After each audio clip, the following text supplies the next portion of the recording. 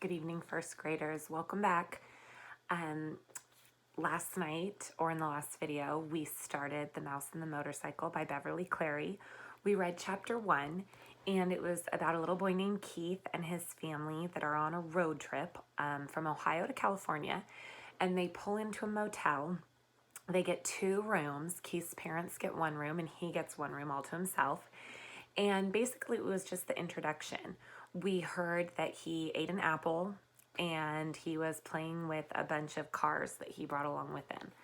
So this chapter is called Chapter 2, The Motorcycle.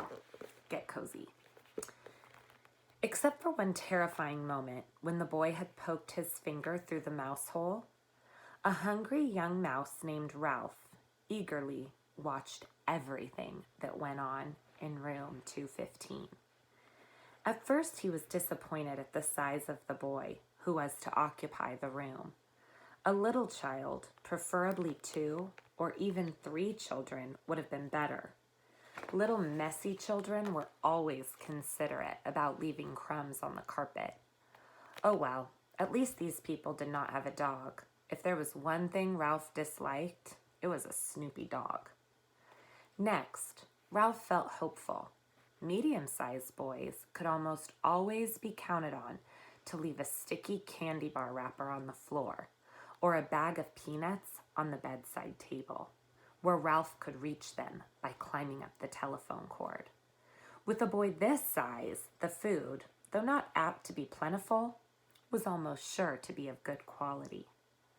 The third emotion felt by Ralph was joy when the boy laid the apple core by the telephone.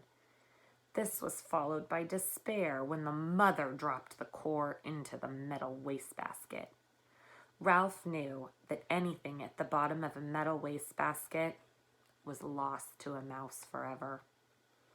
A mouse lives not by crumbs alone, and so Ralph experienced still another emotion.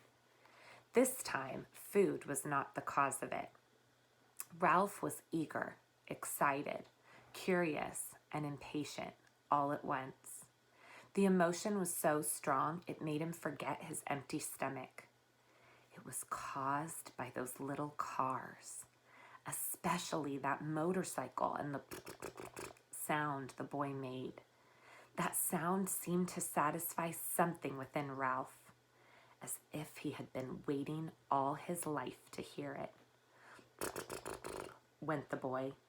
To the mouse, the sound spoke of highways and speed, of distance and danger, and whiskers blown back by the wind. The instant the family left the room to go to dinner, Ralph scurried out of the mouse hole and across the threadbare carpet to the telephone cord, which came out of a hole in the floor beside the bedside table. "Ralph!" scolded his mother from the mouse hole. "You stay away from that telephone cord." Ralph's mother was a great worrier. She worried because their hotel was old and run down, and because so many rooms were often empty with no careless guests to leave crumbs behind for mice. She worried about the rumor that their hotel was to be torn down when the new highway came through. She worried about her children finding aspirin tablets. Ralph's father had tried to carry an aspirin tablet in his cheek pouch. The aspirin had dissolved with unexpected suddenness, and Ralph's father had been poisoned. Since then, no member of the family would think of touching an aspirin tablet, but this did not prevent Ralph's mother from worrying. An aspirin tablet is sort of like a grown-up Tylenol. So it's something that grown-ups take if they have a headache or an ache or a pain. And even though they're tiny to us, it's medicine. And so it sounds like Ralph's dad had put it in his cheek pouch and it had started to dissolve and all that medicine went into his body. And so he was poisoned. Most of all, Ralph's mother worried about Ralph. She worried because he was a reckless mouse who stayed out late in the daytime when he should have been home safe in bed. She worried when Ralph climbed the curtain to sit on the windowsill and watch the chipmunk in the pine tree outside and the cars in the parking lot below. She worried because Ralph wanted to go exploring down the hall instead of traveling under the floorboards like a sensible mouse. Heaven only knew what dangers he might meet in the hall. Maids, bellboys, perhaps even cats. Or what was worse, vacuum cleaners. Ralph's mother had a horror of vacuum cleaners. Ralph, who was used to his mother's worries, got a good running start and was already halfway up the telephone cord. "Remember your Uncle Victor," his mother called after him. Ralph seemed not to hear. He climbed the cord up to the telephone, jumped down, and ran around to the row of cars. There it was on the end, the motorcycle. Ralph stared at it and then walked over and kicked a tire. Close up, the motorcycle looked even better than he expected. It was new, shiny, and had a good set of tires. Ralph walked all the way around it, examining the pair of chromium mufflers and the engine and the hand clutch. It even had a little license plate, so it would be legal to ride it. "Boy," said Ralph to himself, his whiskers quivering with excitement. "Boy, oh boy."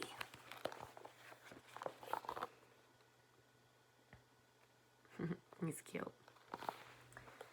Feeling that this was an important moment in his life, he took hold of the hand grips. They felt good and solid beneath his paws. Yes, this motorcycle was a good machine, all right. He could tell by the feel.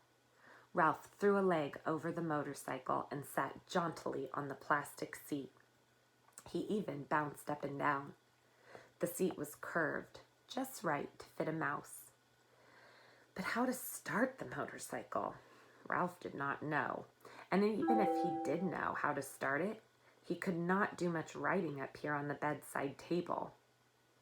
He considered pushing the motorcycle off onto the floor, but he did not want to risk damaging such a valuable machine. Ralph bounced up and down on the seat a couple more times and looked around for some way to start the motorcycle. He pulled at a lever or two, but nothing happened. Then a terrible thought spoiled his pleasure. This was only a toy. It would not run at all. Ralph, who had watched many children in room 215, had picked up a lot of information about toys. He had seen a boy from Cedar Rapids throw his model airplane on the floor because he could not make its plastic parts fit properly. A little girl had burst into tears and read sobbing to her mother when her doll's arm had come out of its socket. And then there was that nice boy, the potato chip nibbler, who stamped his foot because the batteries kept falling out of his car. But this toy could not be like all those other toys he had seen. It looked too perfect with its wire spokes and its wheels and its pair of shiny chromium exhaust pipes. It would not be right if it did not run. It would not be fair. A motorcycle that looked as real as this one had to run. The secret of making it run must be perfectly simple, if only Ralph had someone to show him what it was. Ralph was not satisfied just sitting on the motorcycle. Ralph craved action. After all, what was a motorcycle for if it wasn't action? Who needed motorcycle riding lessons? Not Ralph. He tried pushing himself along with his feet. This was not nearly fast enough, but it was better than nothing. He moved his feet faster along the tabletop and then lifted them up while he coasted. Feeling braver, he bent low over the handlebars and worked his feet still faster towards the edge of the bedside table. When he worked up a little speed, he would coast around the corner.